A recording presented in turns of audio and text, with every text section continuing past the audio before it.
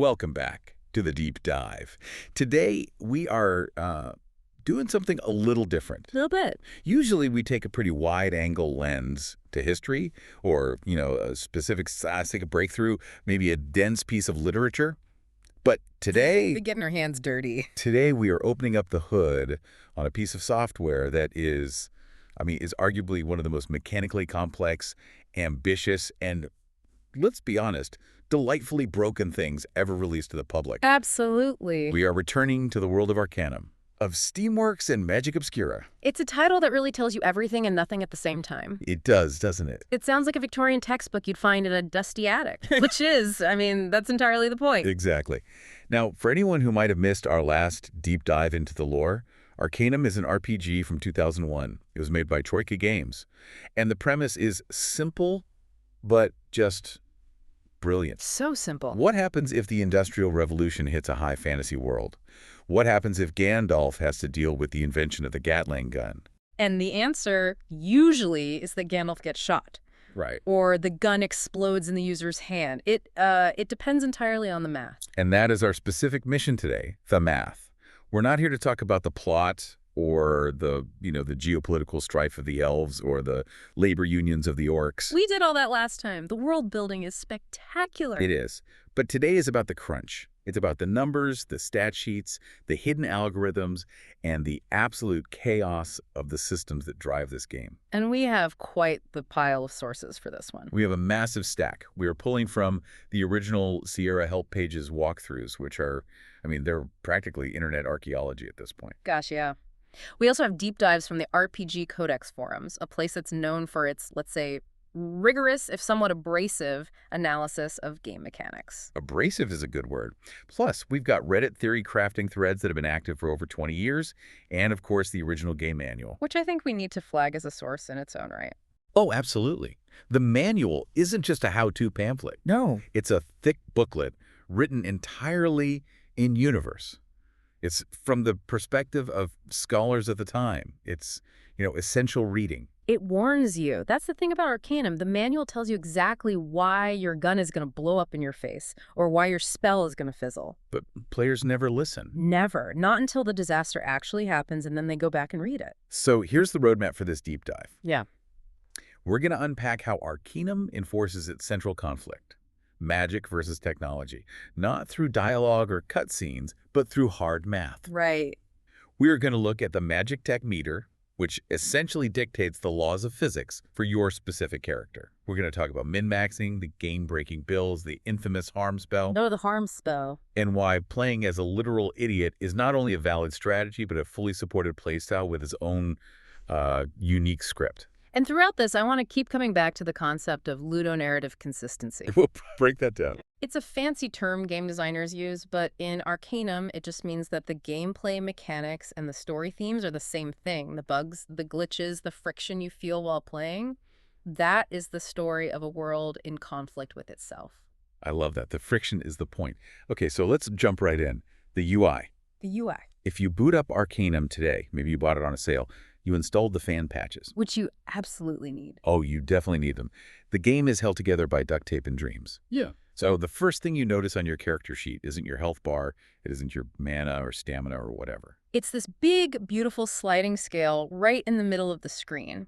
The Magic Tech aptitude meter. The spine of the entire game. That's a perfect way to put it. Visually, it's a semicircular gauge, almost like a speedometer on an old car. On the far left, you have 100 representing pure magic. And on the far right, 100 for pure technology. And 0, dead in the middle, is true neutral. Now, in most RPGs, you have reputation meters. Good versus evil or light side versus dark side. But this isn't about morality, is it? Not at all. You can be a saintly technologist inventing cures for diseases, or you can be an evil technologist building weapons of mass destruction. Same with magic. So this isn't about your soul's alignment. No, it's about your relationship with the fundamental laws of physics. That meter dictates how reality itself reacts to your presence. Okay, so how does it move? Every time you spend a character point, which is your currency for leveling up on a spell, say harm or unlocking cantrip, that needle ticks toward the magic side. And every time you put a point into a tech discipline like gunsmithy or therapeutics, or even just learning to pick a lock manually, It ticks toward tech. and here is the mutual exclusion principle that the sources keep bringing up. Yes. These two sides do not play nice together. In fact, they actively hate each other. They are effectively matter and antimatter. The manual explains this as a conflict of natural laws. Technology, in the world of Arcanum, relies on physical constants. Friction, combustion, electricity, leverage. It relies on the world behaving predictably. 2 plus 2 must equal 4 for a steam engine to work. If the water boils at a different temperature every time, the whole thing falls apart. The engine fails. Exactly. Physics requires consistency. Right. But magic. And magic functions by subverting those constants. It's the ultimate cheat. Magic creates fire without fuel. It creates lightning without a charge difference. It imposes the caster's will upon reality to change the outcome. So if you're highly magical, You are essentially a walking field of probability distortion. You are fudging the numbers of the universe just by standing there. which means machines break around you. Yep. This is the first thing that catches new players completely off guard. If you play a mage with a high aptitude, let's say you're 80 or 90 points toward magic, you literally have a higher critical failure rate when using tech items. It's brutal. You pull the trigger on a pistol and it doesn't just miss. It explodes, it jams, it damages you. You try to use a lockpick, which is a mechanical tool, and it just snaps in the lock. Because your magic aura is messing with it. The game is rolling dice in the background to see if your aura of unreality just screws up the mechanism. It's a constant passive debuff against the modern world. I love that the game doesn't just say you can't use this. It lets you try and then punishes you with a catastrophic failure. Absolutely.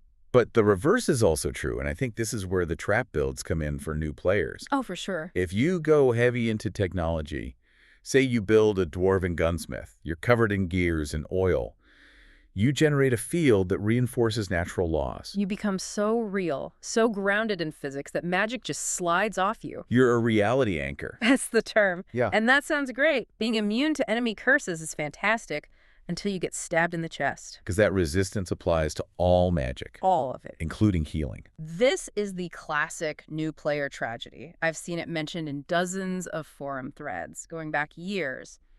You start the game with Virgil. Virgil, the monk, your first companion. He's a healer. He casts minor healing. It's a magical spell.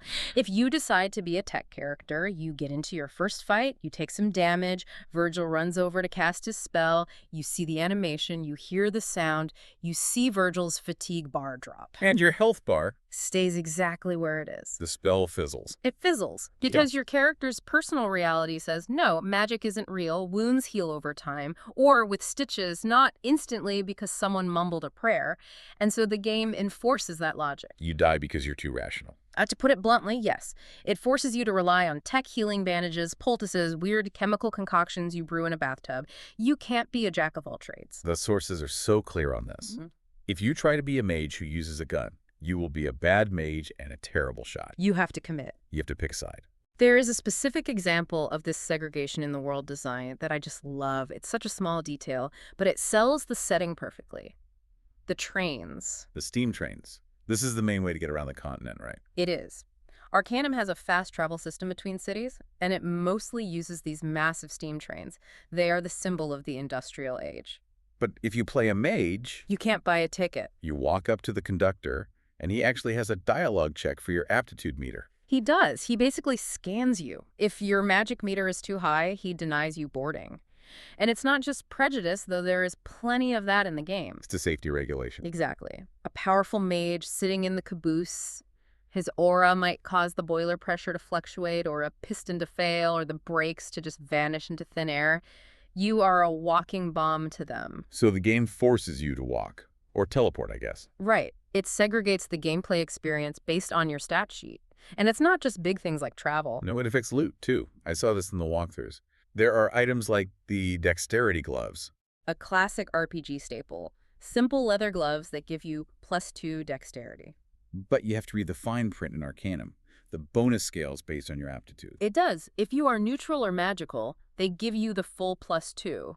But as you slide toward tech, the bonus drops to +1. And if you go full technologist, 100 on the meter. They provide +0. They become just gloves. So the enchantment can't take hold in your reality-reinforced aura. You are wearing magic gloves, but your very existence suppresses the magic within them. It's such a detailed, granular way of making the numbers match the lore.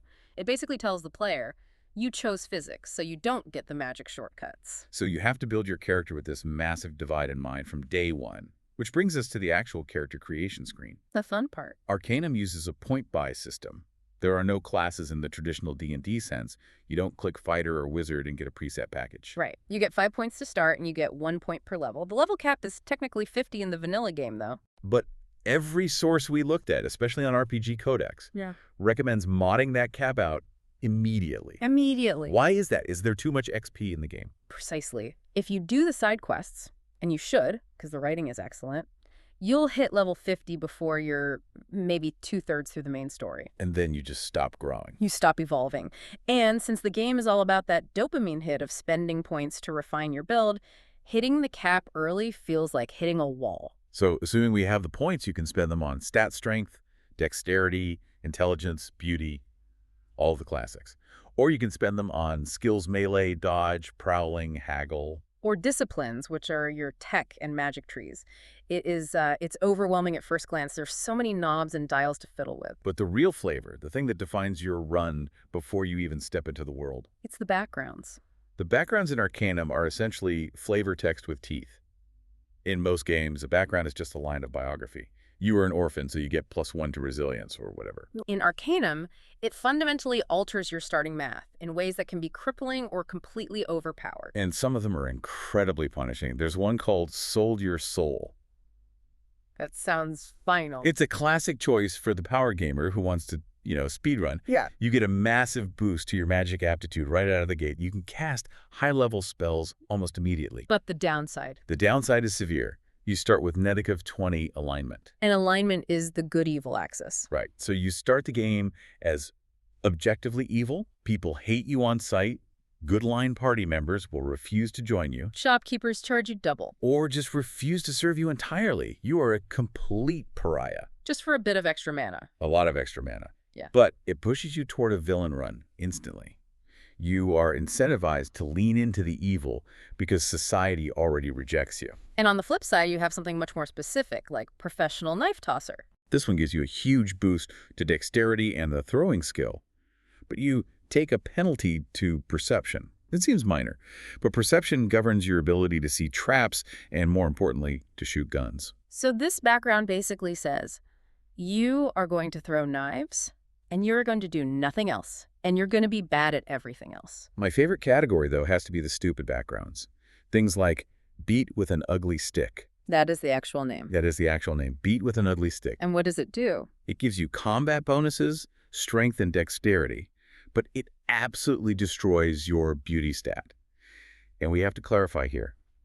In Arcanum, beauty is a real functional stat. It is not just for roleplay or character portraits. No, it determines the reaction modifier of every single NPC you meet. Exactly. If you have high beauty, people are polite, they give you information freely, they trust you, they give you better prices. If you have the ugly stick background, your beauty might be so low that people will verbally abuse you or even attack you just for walking into a bar. You are a monster to them. Which leads right into the race dynamics. You can pick the standard fantasy races, elves, dwarves, humans, halflings, but you also have half-ogres and half-orcs. And in Arcanum, biology is destiny. The stats are so heavily weighted. Dwarves are the quintessential technologists. Right, they have a racial bonus to tech skills, but they have a racial penalty to magic aptitude. And the math is very specific. If a dwarf tries to cast a spell, it costs double the fatigue. And fatigue is the resource bar for everything. Yes. In Arcanum, you don't have mana and stamina as separate pools, you just have fatigue. Swinging a sword costs fatigue. Casting a spell costs fatigue. Running costs fatigue. If you run out, you fall unconscious. So for a dwarf, magic is literally twice as exhausting. The game is telling you via the fatigue bar, don't do this, pick up a hammer instead. And elves are the complete opposite. Natural magic affinity, but they're physically frailer and, culturally technophobic. But then you have the social implications. If you play a half-orc or a half-ogre. The game simulates systemic racism. It does. It's uncomfortable, and it's meant to be. If you play a half-orc, your intelligence and charisma caps are lower. Ah! You physically cannot be as smart as an elf unless you use potions to boost yourself temporarily. But the world treats you like dirt. Shopkeepers will speak to you differently, using slurs or simple one-syllable words. Some will refuse to trade with you at all. You might have to enter buildings through the back door or the service entrance because you aren't allowed in the lobby. It forces you, the player, to engage with the setting's prejudices. Yeah. You can't ignore it because it affects your bottom line and your quest progression. But speaking of intelligence caps, Oh, yes. we have to talk about one of the most beloved, bizarre features of Arcanum, the dumb playthrough. This is a legacy feature, right? Inherited from the original Fallout games. Absolutely. Because Troika was founded by the key developers of Fallout: Tim Kaine, Leonard Boyarsky, Jason Anderson. They loved the idea that a low stat should change how you communicate, not just your damage output. So if your character has an intelligence stat of less than 5, either because you used it as a dump stat to buff your strength, or you took a background like Frankenstein monster, your dialogue options change. Drastically. You lose the ability to speak in complete sentences. The learned speaker persona is gone. The polite persona is gone. Instead of saying, "Greetings, good sir, I am looking for the path to the city of Tarrant," your option is what? Me go city now. Or wah, or just grunting. It's Hulk speak. And the amazing thing is that the developers wrote a second version of almost every single dialogue in the game just for this. It's thousands and thousands of lines of text. And the world reacts to it. That's the brilliance. So Virgil, your starting companion, he thinks you're the reincarnation of a god. That's the plot hook. Right. But if you're an idiot, Virgil has to constantly make excuses for you. He becomes your handler. He does. He'll tell NPCs, please forgive him, the gods move in mysterious ways, or his mind is on a higher plane. And meanwhile, you're just drooling and asking for shiny things. There is a famous moment mentioned in the RPG Codex threads involving a character named Mingorod.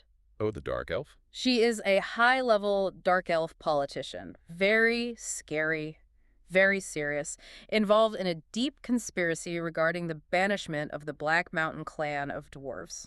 This is supposed to be a tense political interrogation. You're supposed to be uncovering the truth, reading between the lines of her lies. But if you play a dumb character, you don't have those questions. You don't know what banishment or conspiracy means. You just have one phrase. Mountain dwarfs. You just keep asking her about mountain dwarfs. And she tries to deflect. She tries to use her political savvy and her big words. You just keep saying where mountain dwarfs over and over and over. And the sources say she eventually gets so frustrated by your sheer density that she just breaks character, screams, and attacks you. You bypass the entire political intrigue just by being too stupid to understand it. It turns the genre from a political drama into an absolute farce. But, and this is key, it is a playable farce. You can beat the whole game this way. The quest logs even change. Instead of, I must locate the whereabouts of the clan to secure the treaty, your journal reads, nice lady scream, me hit.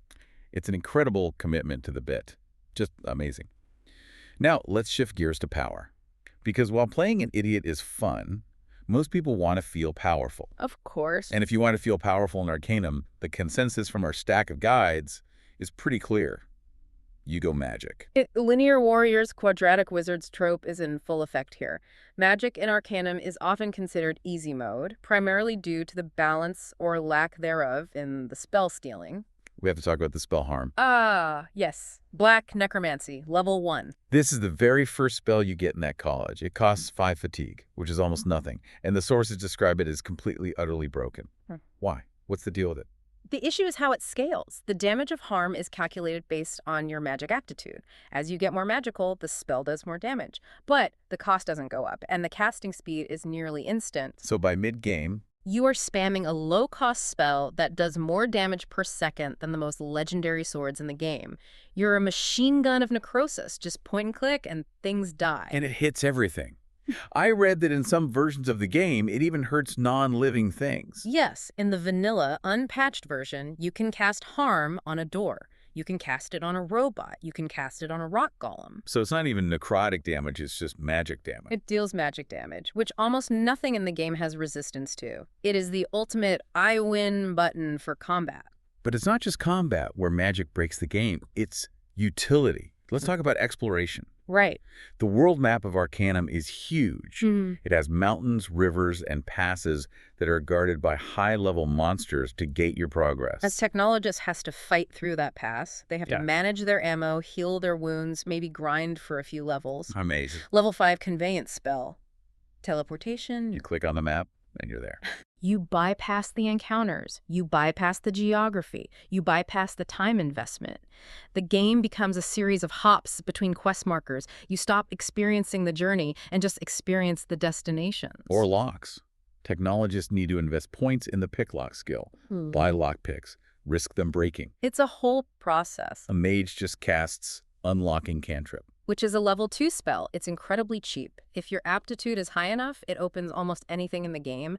The entire thief archetype is essentially rendered obsolete by a level 2 wizard. And then there is Disintegrate, the ultimate removal tool. Level 5 force spell. This is for when you are just done playing games. It deletes the enemy from existence. One hit, it doesn't deal damage, it just sets their state to gone. But there is a catch, and I love this catch because it's the only thing keeping the spell from being totally game-ruining. The loot. It disintegrates their inventory, too. Exactly. If you use it on a boss who is holding the Sword of Legends or the key to the next level, you just turn that item into dust. It's a risk-reward mechanic. Yeah. You can win the fight instantly, but you lose the reward, Unless you quick save before you cast it, of course. which everyone does. Let's be honest. Let's be very honest. I also saw mentions of Vorpal bunnies in the summoning tree. Yes, the Nature College. At high levels, you can summon creatures to fight for you. The Vorpal Bunny is a clear nod to Monty Python and the Holy Grail. It looks like a completely harmless white rabbit. But it's a blender. It's a furry blender of death. It has an absurd number of attacks per turn. It just creates this flurry of gore. A mage doesn't even need physical stats. Why would you? You just summon a zoo to tank for you, stand back, and watch the bunny decapitate an ogre. So magic is the path of least resistance. It's fluid, it's powerful, it bends the rules. But then there is technology. The MacGyver mode. The MacGyver mode, I like that. This is for the players who love systems. Technology isn't about casting a spell, it's about gathering ingredients. It's about inventory management. You need schematics, which you find or buy. You need raw materials, charcoal, rags, metal shavings, springs. And you need the discipline score to actually put them together. And you need the manual. The manual. Yes. This is a mechanic that drives people absolutely crazy. To craft high-level items, your intelligence stat isn't enough. You need to buy tech manuals from the university to boost your expertise temporarily. Other items. They're heavy items that sit in your inventory. So a tech player is constantly lugging around a library and a junkyard. You are over-encumbered 90% of the time. The sources all highlight that while magic gets harm at level 1, technologists have to suffer for a while. Guns in particular are described as a huge struggle. Early game firearms are rough. They require ammo, bullets are heavy, bullets cost money, and reload speeds are painfully slow. You might get one shot off for every 3 swings of a sword. And if you miss, you just wasted time and money. Exactly. But the payoff, the payoff is worth it. Let's talk about the elephant gun. A fan favorite. To build it, you need the schematic. And you need a component called a large pipe. Now, you can buy pipes, but one of our sources points out a classic rite of passage for tech players. You can find a large pipe in a specific trash bin in the starting city of Tarrant. A literal trash bin. Scavenging through trash is 50% of the tech experience. It really is. You're basically a raccoon with a PhD.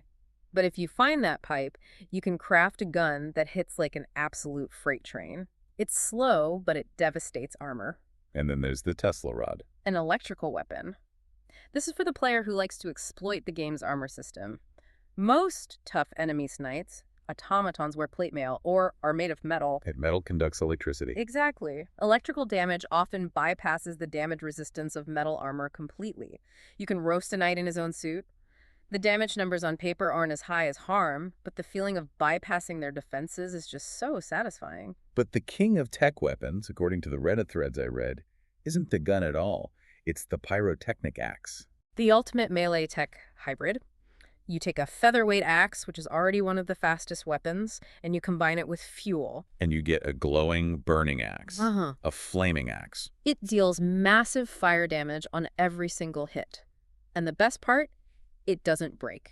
Right, because of the rock columns. Arcanum has enemies made of stone. If you hit them with a normal sword or axe, your weapon takes durability damage. It can actually break in the middle of the fight. But the pyrotechnic axe. It just burns through them. It also lights up dark dungeons, so you don't need a torch.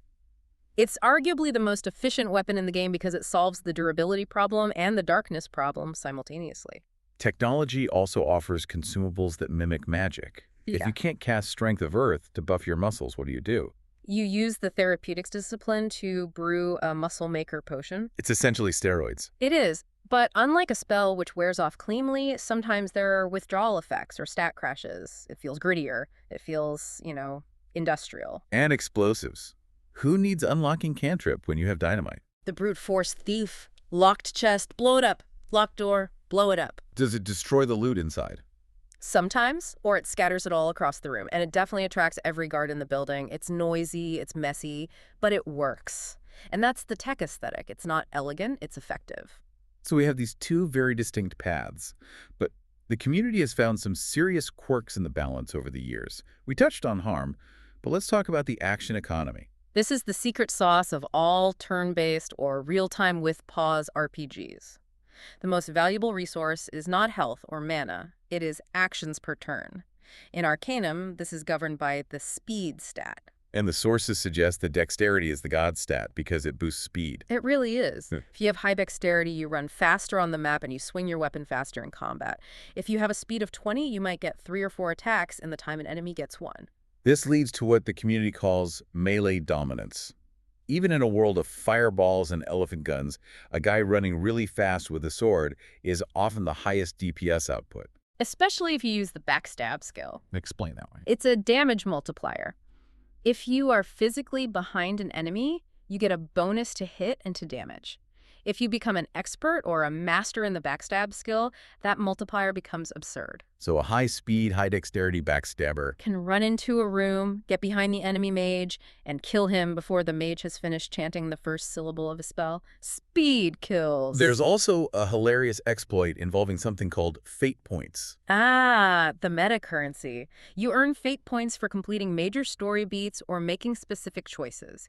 You can spend them to guarantee a critical success on any skill check. Meaning you roll a natural 20, guaranteed. Right. Now, you could use this to land a critical hit on a boss, but the most broken way to use them is with pickpocketing. Oh, no. Oh, yes. You walk into a shop, you see the shopkeeper, you open the pickpocket menu. Usually, trying to steal their equipped armor or their entire inventory would be impossible. The difficulty check is like 99%. But you burn a fate point. Critical success. You just take everything. You strip them naked, you take their unique magical sword, the key to their vault, all their gold, and their pants. And they don't even notice. It completely breaks the economy. Why buy the expensive schematic when you can just steal it from the inventor himself? It's game-breaking, but Arcanum allows it. It respects your agency to completely dismantle its own systems. Speaking of dismantling systems, we have to talk about the necromancy interrogation technique.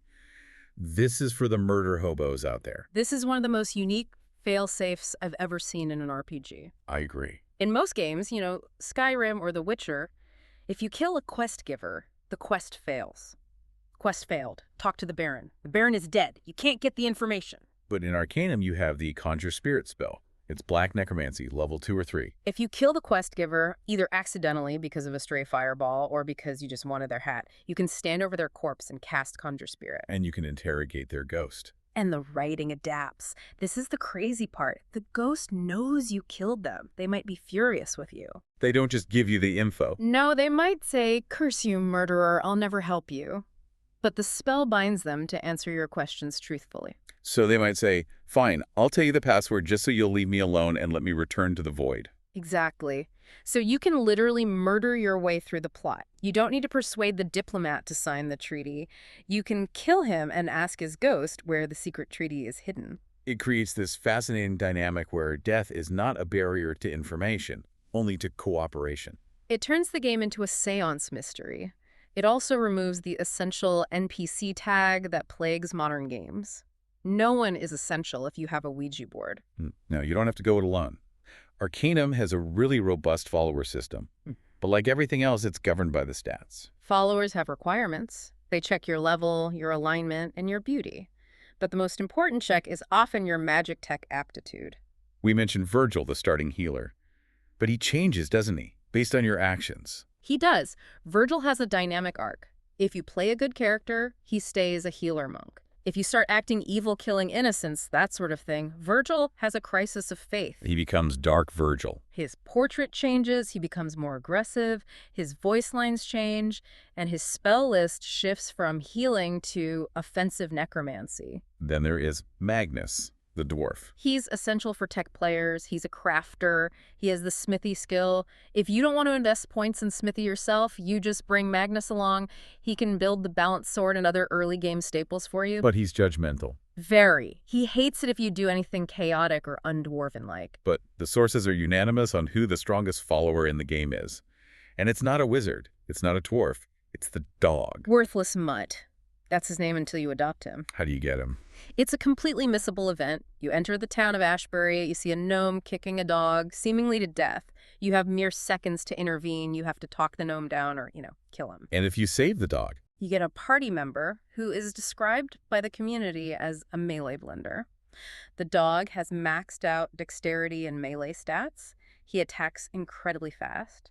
He has a bite attack that bypasses most armor.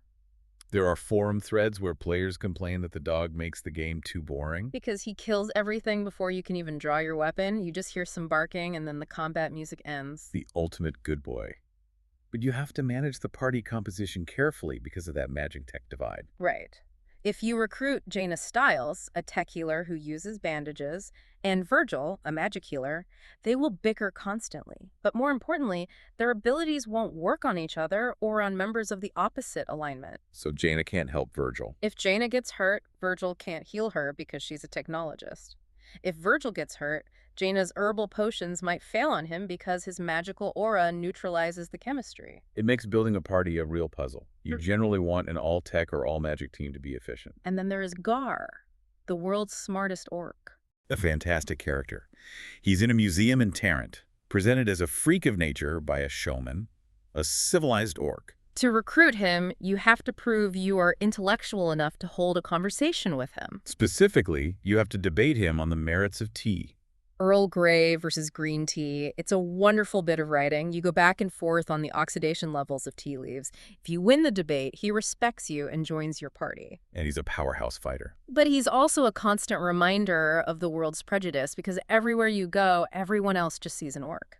So we've looked at the meter, the builds, the exploits, the companions. We've seen how broken and brilliant it can all be. What does this all mean for the listener? Why does Arcanum stick in people's minds 20 years later? I think it means that Arcanum is a game about commitment. In modern RPGs, we are so used to being able to do everything. Right. In Skyrim, you can be the Archmage, the head of the Thieves Guild, and the Master Blacksmith, all in the same character. You never have to close the door. You can just do it all. Exactly. Arcanum says no. You have to choose. If you want to build the Tesla Rod, you have to give up the ability to teleport. If you want to cast the Apocalypse spell, you have to accept that you can't ride the train. You have to accept that you can't use that cool gun you just found. And that mechanical enforcement makes the world feel so much more real. The Industrial Revolution in Arcanum isn't just a backdrop or an aesthetic choice. It's a force of nature that pushes against the old magic. And you, the player, are the battleground where that conflict happens. And the replayability is just off the charts because of it. Completely. A run as a smooth-talking diplomat who uses charisma to bypass fights is a completely different video game than the run as the dumb ogre smashing walls, which is totally different from the tech inventor throwing grenades. You play it 3 times, you get 3 different stories, 3 different sets of mechanics, and 3 different endings. And 3 different kinds of bugs to deal with. True. That is also true. Speaking of stories, we have only scratched the surface of the narrative.